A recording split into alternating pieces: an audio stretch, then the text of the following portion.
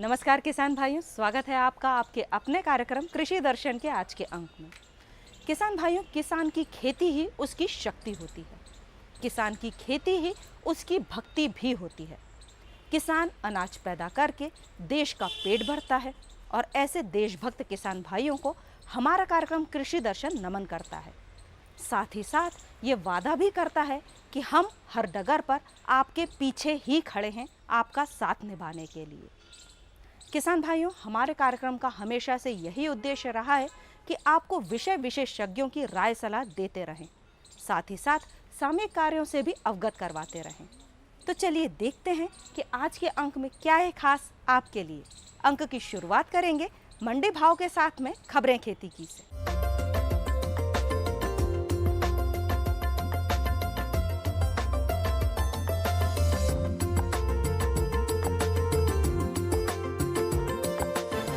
नमस्कार किसान भाइयों, खबरें खेती में आपका स्वागत है। आइए नजर डालते हैं आज की खास खबरों पर। ऑनलाइन कृषि बाजार शुरू होगा। 89 लाख हेक्टेयर में रबी बुवाई। फसलों को पाले से बचाएं। चने को इल्ली से बचाएं किसान। और दलहनी फसलों में खरपतवार नियंत्रण। केंद्र सरकार ने कहा है कि पायलट परियोजना के आधार पर अप्रैल से कुछ मंडियों में ऑनलाइन राष्ट्रीय कृषि बाजार शुरू किया जा सकता है। केंद्रीय मंत्रिमंडल ने जुलाई में 200 करोड़ रुपए के बजट के साथ ऑनलाइन राष्ट्रीय कृषि बाजार स्थापित करने को मंजूरी दी थी। ऑनलाइन प्लेटफॉर्म देश भर में 585 थोक बाजारों को समन्वित करने पर जोर देगा। इसका मकसद किसानों को उनकी उपज बेचने और विकल्प उपलब्ध कराना है। कृषि मंत्री राधा मोहन सिंह ने मंत्रालय की संसदीय सलाहकार समिति की बैठक को संबोधित करते हुए कहा कि पायलट आधार पर कुछ मंडियों को 1 अप्रैल 2016 से शुरू किए जाने की संभावना है। 30 सितंबर 2016 तक देश की और 200 मंडियों में ऑनलाइन बिक्री शुरू की जाएगी। प्रदेश में इस वर्ष पिछड़ी रबी फसलों की बुवाई में अब काफी सुधार आ गया है। पिछले साल की अपेक्षा अब मात्र 3 लाख हेक्टेयर बुवाई पीछे है। कृषि संचालनालय से प्राप्त जानकारी के अनुसार अभी तक 89 लाख हेक्टेयर में रबी फसलों की बुवाई हो चुकी है, जबकि गत वर्ष समान अवधि में 92 लाख हेक्टेयर में बुवाई हुई थी। गेहूं की बुवाई इस वर्ष अभी तक 43 लाख हेक्टेयर में हुई थी, जो कि पिछले साल की बुवाई से 3.25 लाख हेक्टेयर पीछे है। गेहूं की बुवाई का लक्ष्य 55,85,000 हेक्टेयर रखा गया है। इस साल सर्दी देरी से शुरू होने के कारण गेहूं की बुवाई में विलंब हुआ है। कई जिलों में सिंचाई का पानी कम होने के कारण भी गेहूं की बुवाई अपेक्षाकृत प्रभावित हो सकती है। चने की बुवाई 26,63,000 हेक्टेयर में हुई है, जबकि पिछले साल समान अवधि में 27.5 लाख हेक्टेयर में चना बोया गया था। मटर की बुवाई गत वर्ष से दोगुनी ज्यादा हुई है। अभी तक 4.5 लाख हेक्टेयर में मटर बोया गया है, जबकि गत वर्ष इस समय तक 2,78,000 हेक्टेयर में बोनी हुई थी। राई सरसों की बुवाई 6,19,000 हेक्टेयर में हुई है। अलसी की बुवाई 1,17,000 हेक्टेयर में हुई है। प्रदेश भर में वर्तमान मौसम एवं तापमान के तेजी से गिरने की संभावना को देखते हुए कृषि विभाग ने किसानों के लिए फसलों को पाले से बचाने की सलाह दी है। यदि शाम को आसमान साफ हो और एवं तापमान कम हो, ऐसी स्थिति में सुबह पाला पड़ने की संभावना होती है। फसलों को पाले से होने वाली क्षति से बचाने के लिए खेतों के चारों तरफ मेड़ों पर कचरा जलाकर पाले से बचाव का सबसे आसान उपाय है। कचरा जलाने से उत्पन्न धुआं खेतों पर छतरी जैसा काम करता है तथा सतही तापक्रम बढ़ने से पौधों की आंतरिक शिराओं से भरे तरल को जमने से बचाता है। इस तरह फसल पर पाले का असर निष्प्रभावी हो जाता है। इसी प्रकार फसलों को हल्की सिंचाई देने से पाले का असर नहीं होता है।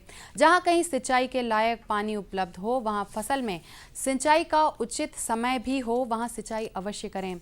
1% सल्फ्यूरिक एसिड के घोल 1 लीटर पानी में 1 ml तनु सल्फ्यूरिक एसिड का छिड़काव करें। 1% पोटाश 100 लीटर पानी में 1 किलोग्राम पोटाश का घोल बनाकर छिड़काव करने से फसल को पाले के प्रकोप से बचाया जा सकता है। कृषि वैज्ञानिकों ने कृषकों को चने की इल्ली से फसल बचाव की सलाह दी है। चने की इल्ली से बचाव के लिए समन्वित कीट प्रबंधन विधियां जैसे जैव कीटनाशक NPV 250 से 350 LE प्रति हेक्टेयर का छिड़काव करें। साथ ही लाइट ट्रैप, फेरोमोन ट्रैप एवं खेतों में फसल की ऊंचाई से 1 फीट की ऊंचाई पर T आकार की खूंटियां लगाएं। आर्थिक क्षति स्तर 2 इल्ली प्रति वर्ग मीटर होने पर क्यूनाल्फास 25 EC 1.5 लीटर प्रति हेक्टेयर या इंडोक्साकार्ब 14.5 SC 5 लीटर प्रति हेक्टेयर के हिसाब से छिड़काव करें। छिड़काव के लिए पानी की उचित मात्रा 500 से 600 लीटर प्रति हेक्टेयर लेना चाहिए। रबी की दलहनी फसलों में मुख्यतः चना, मटर व मसूर को खरपतवारों से ज़्यादा नुकसान होता है। फसल की प्रारंभिक अवस्था में खरपतवारों को रोकने से उपज में होने वाले नुकसान को बचाया जा सकता है। खरपतवारों के नियंत्रण के लिए इन सभी दलहनी फसलों में 2 निराई गुड़ाई बहुत आवश्यक है। पहली गुड़ाई बुवाई के 3 से 4 सप्ताह बाद और दूसरी गुड़ाई इसके 3 से 4 सप्ताह बाद करने से खरपतवारों को पूरी तरह नियंत्रित किया जा सकता है। बिजाई से पहले ट्रेफ्लान 48 EC की 2 किलो मात्रा अथवा बिजाई के तुरंत बाद 2 से 3 दिनों के अंतर 3 लीटर अथवा एफालान 1.5 किलो मात्रा प्रति हेक्टेयर के हिसाब से छिड़काव करने से 70% खरपतवारों की रोकथाम की जा सकती है। तो किसान भाइयों, खबरें खेती में फिलहाल इतना ही और चलते चलते एक नज़र डालेंगे आज के मंडी भाव पर। साथ ही मुझे दीजिए आज्ञा। नमस्कार।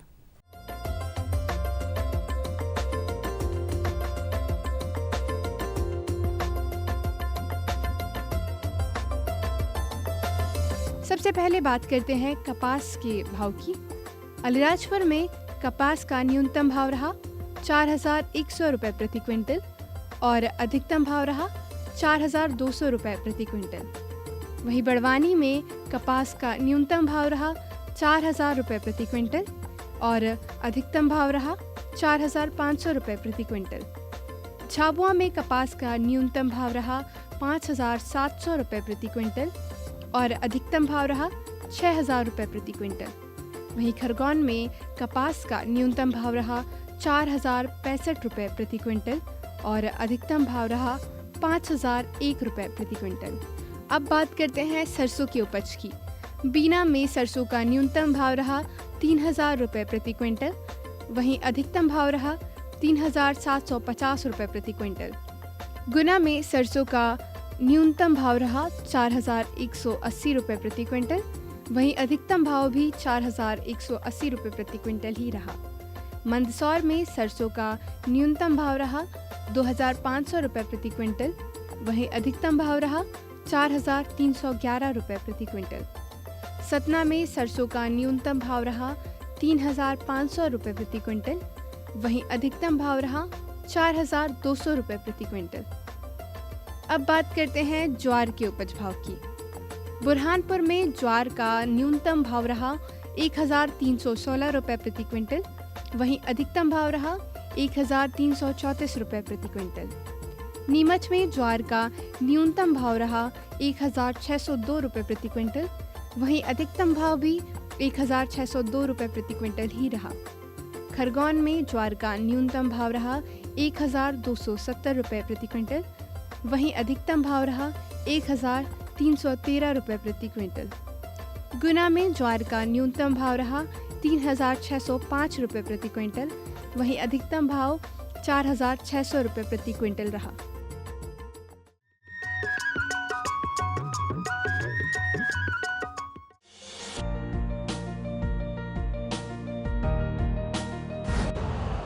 यूरिया का स्वदेशी उत्पादन 70 लाख टन बढ़ाने के लिए 6 उर्वरक संयंत्रों का उद्धार किया जा रहा है।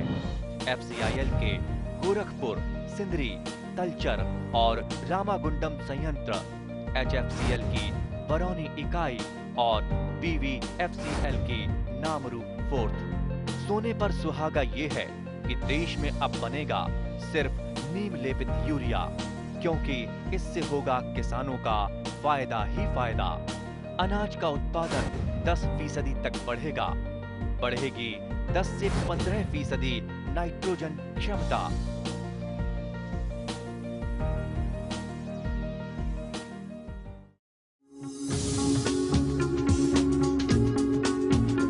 कश्मीर से केरल, अरुणाचल से गुजरात, कहानी जिंदगी की हो या खेती की हो बात, देश के हर रंग की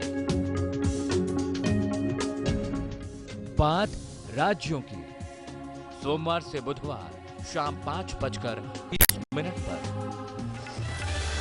डीडी किसान, बदलते भारत की शान।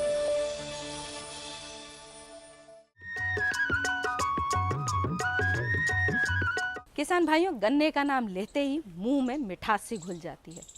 गन्ना वर्ष में 2 बार वसंत और शरद ऋतु में लगाया जाता है और शरद ऋतु में यदि गन्ने की पैदावार की जाए तो निश्चित तौर पर अच्छी फसल प्राप्त होती है। किंतु किसान भाइयों, हम सभी जानते ही हैं कि गन्ने की पैदावार में हमारा प्रदेश अन्य राज्यों की तुलना में थोड़ा पीछे चल रहा है। यदि वैज्ञानिक तरीके से खेती कर उन्नत प्रजातियों को रोपा जाए तो अच्छी फसल निश्चित तौर पर प्राप्त की जा सकती है। यही है जानने का विषय आज हमारे विषय विशेषज्ञ से कि गन्ने की उन्नत किस्में कौन कौन सी हैं और इन्हें लगाने से क्या क्या लाभ लिया जा सकता है। हमारे वैज्ञानिक हैं डॉक्टर अनिमेश चटर्जी, गन्ना प्रजनक, कृषि विज्ञान केंद्र पवारखेड़ा से। मैं आपको गन्ने के विभिन्न प्रजातियों के बारे में जानकारी दूंगा। सबसे पहले मैं आपको बता दूं कि मध्य प्रदेश में जो प्रचलित गन्ने की जातियां हैं उनको 2 वर्गों में पकाव के अवधि के आधार पर हमने बांटा है। पहला, शीघ्र पकने वाली जातियां जो 10 से 12 माह में पक के तैयार होती हैं, और दूसरी जो ग्रुप है वो मध्यम देर से पकने वाली जातियों का है, वो 12 से 14 माह में पक के तैयार होती है। तो मैं आपको सीधा हमारे जो प्रमुख जातियां हैं उनके में संक्षिप्त में चर्चा करना चाहूँगा। ये जो हमारी पहली जाति है को 7318, ये मध्यम देर से पकने वाली जाति है। 1200 से 1400 क्विंटल प्रति हेक्टेयर इसकी उपज की क्षमता है। साथ ही ये कीट व अन्य रोग जो गन्ने में प्रचलित हैं उनसे ये निरोधी जाती है और गुड़ बनाने के हिसाब से भी ये बहुत उपयुक्त जाती है। साथ ही मैं एक चीज़ इस जाति के बारे में और आपको विस्तार से थोड़ा बताना चाहूँगा।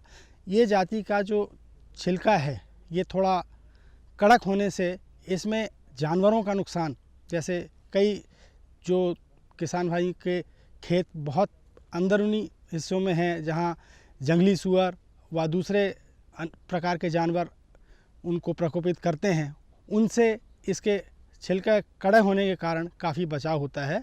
और गुड़ का, जैसे मैंने आपको पहले बताया, गुड़ के लिए भी बहुत उपयुक्त जाति है। किसान भाइयों, ये हमारी दूसरी प्रजाति है को 7219।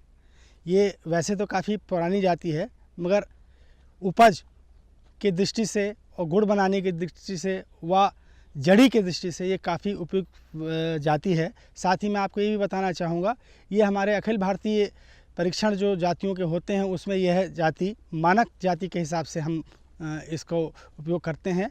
और ये मैं बताना चाहूँगा आपको, यह जाति में एक विशेषता ये है, वैसे तो ये मध्यम देर से पकने वाली है मगर इसकी पकाव की अवधि काफ़ी लंबी समय तक चलती है।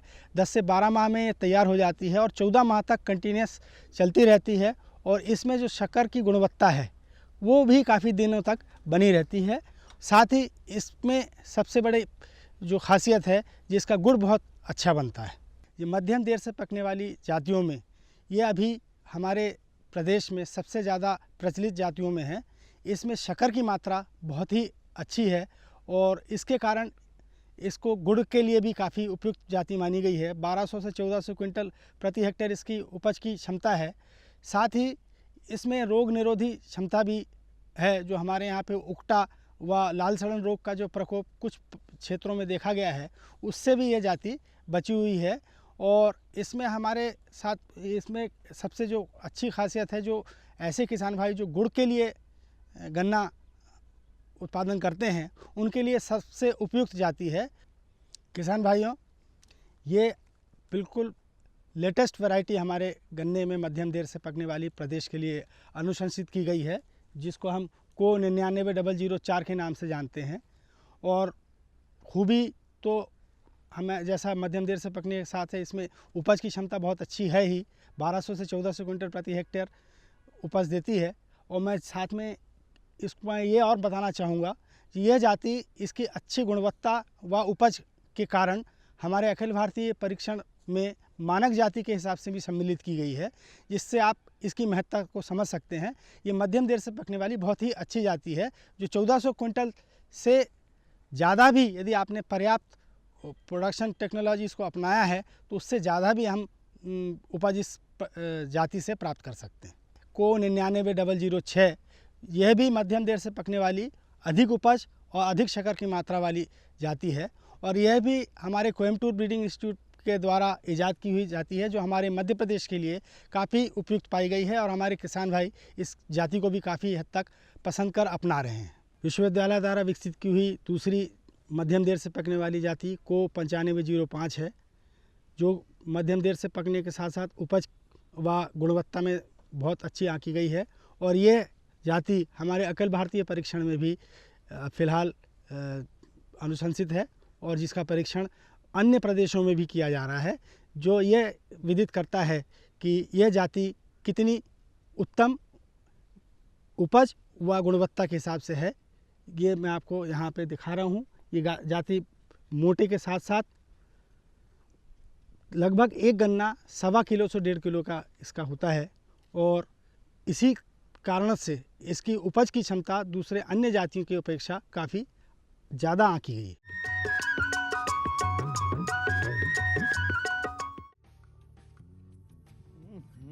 सब्जी में मसाला ज्यादा है। कितनी बार कहा है कि जितनी जरूरत हो बस उतना ही डाला करो। अरे मुझसे तो ऐसा कभी कभार होता है। और तुम जो हमेशा खेत में अनाप शनाप कीटनाशक डालते हो, उसका क्या?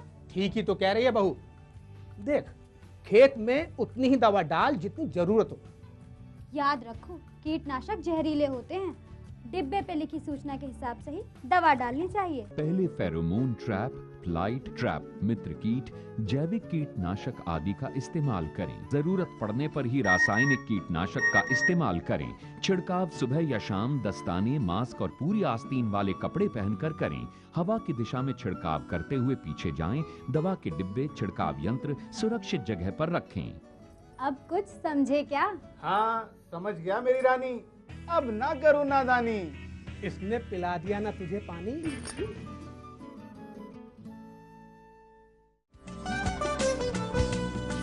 कौन कौन सी हैं सरकारी योजनाएं? कैसे उठाएं इनका लाभ? जानिए अपने गांव का हाल। देखिए चौपाल चर्चा, सोमवार से शुक्रवार सुबह 9 बजे। डीडी किसान, बदलते भारत की शान।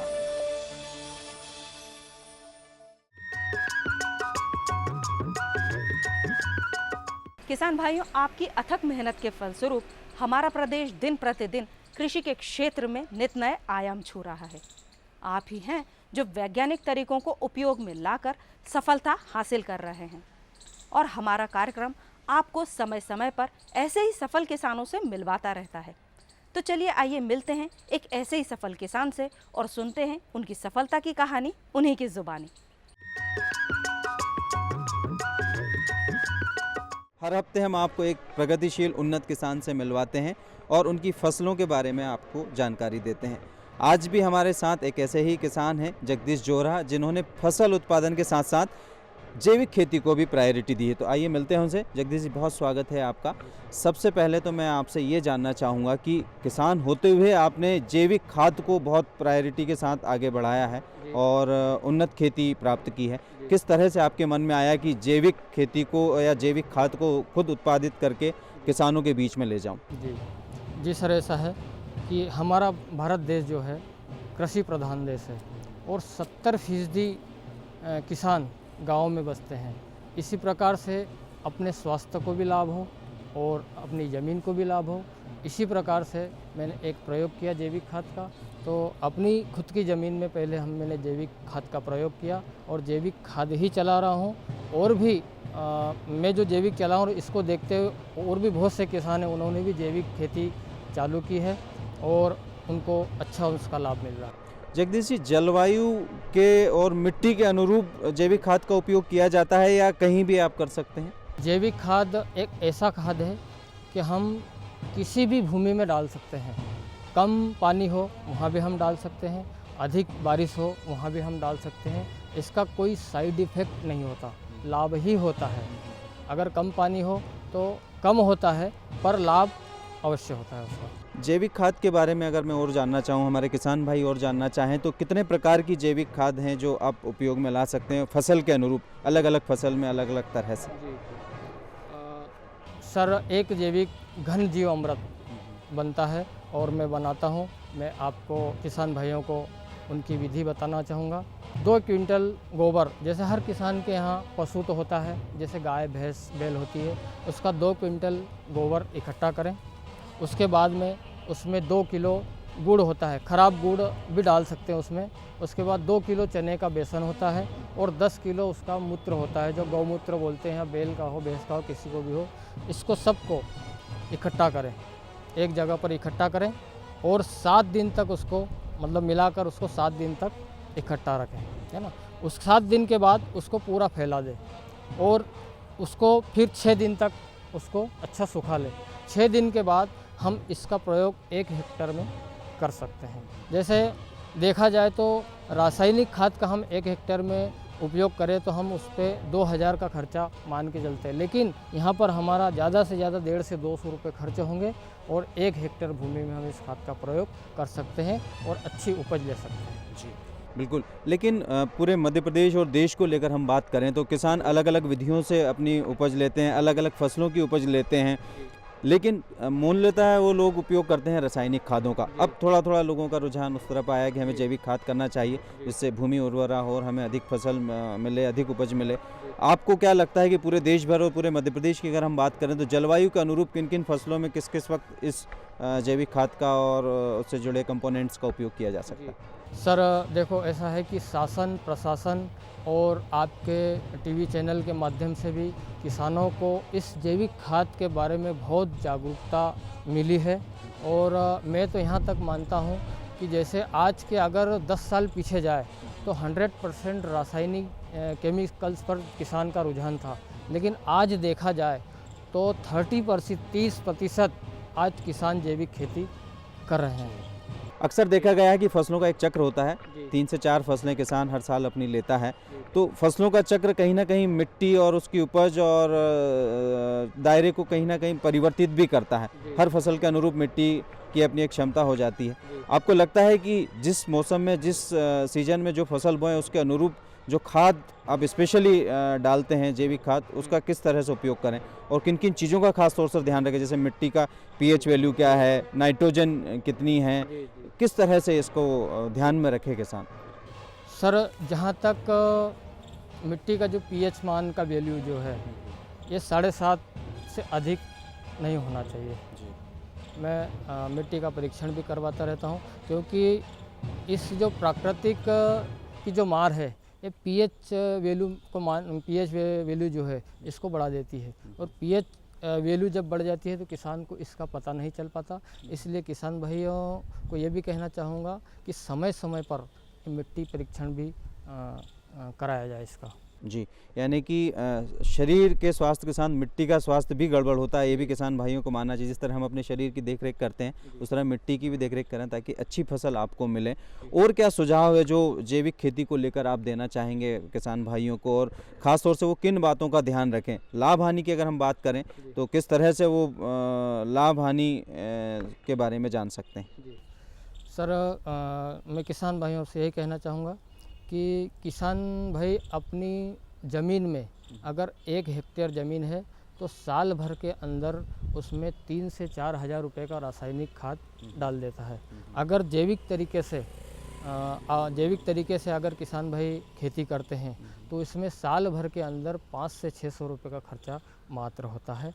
और एक बात ये भी कहना चाहूँगा किसान भाइयों को कि अगर किसी किसान भाइयों के पास समय नहीं रहता तो मार्केट के अंदर भी कुछ जैविक खाद है, ऑर्गेनिक खाद है, वो भी किसान भाई ले सकते हैं, क्योंकि वो भी काफ़ी महंगा नहीं होता। तो मैं किसान भाइयों को, जैसे गेहूँ है तो गेहूँ की फसल के लिए मार्केट में किसान भाइयों होम डिलीवरी जो शासन के माध्यम से जा रहा है खाद, वो होम डिलीवरी किसान के घर जाता है। वो खाद है, जैसे गेहूँ के लिए मोर 69 है ना, ये गन्ने में भी काम आता है और धान में भी काम आता है। 3 फसल में मोर 69 काम में आता है। ये पुटाव पतराव जो है अच्छा करता है।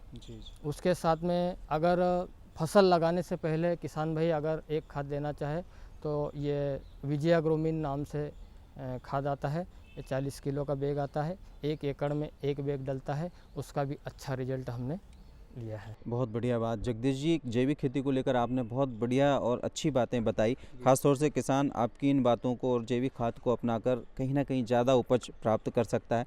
तो किसान भाइयों, आपने जाना कि जैविक खाद के जरिए आप अपनी फसल को कितना बेहतर और उत्पादक बना सकते हैं।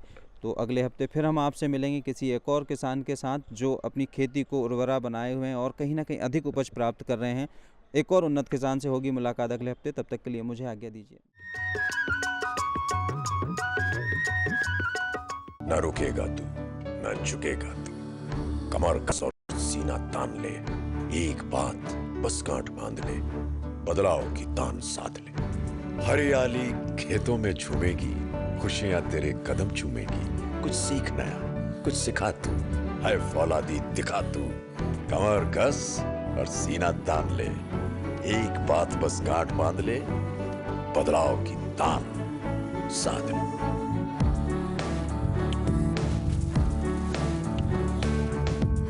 दूरदर्शन किसान, छेड़ो बातें बदलाव की।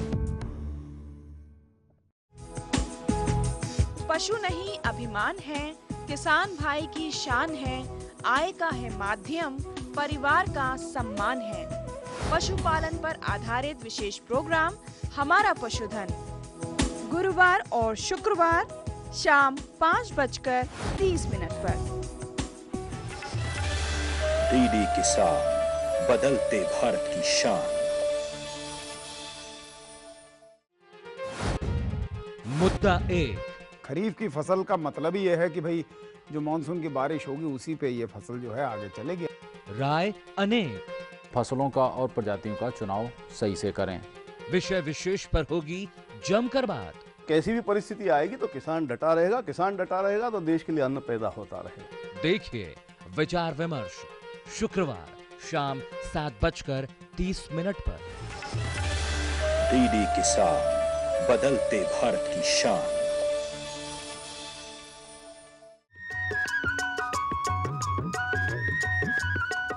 किसान भाइयों, आशा है कि आपको हमारा आज का यह अंक ज़रूर पसंद आया होगा। फिर भी आपकी सलाह मशवरे की हमें हमेशा से ज़रूरत बनी रहती है, जिसके लिए पत्राचार करना ना भूलिएगा। पत्राचार करने के लिए हमारा पता नोट कर लीजिए। हमारा पता है कार्यक्रम कृषि दर्शन, वारा निदेशक, कमरा number 4, Doordarshan Kendra, Shyamala Hills, Bhopal. Pin code है 462013। किसान भाइयों, आज का अंक हम यहीं पर समाप्त करते हैं। अगले अंक में फिर होगी मुलाकात कुछ अन्य कृषि संबंधित जानकारियों के साथ। तब तक के लिए मैं पूर्वा आपसे आज्ञा चाहती हूँ। नमस्कार।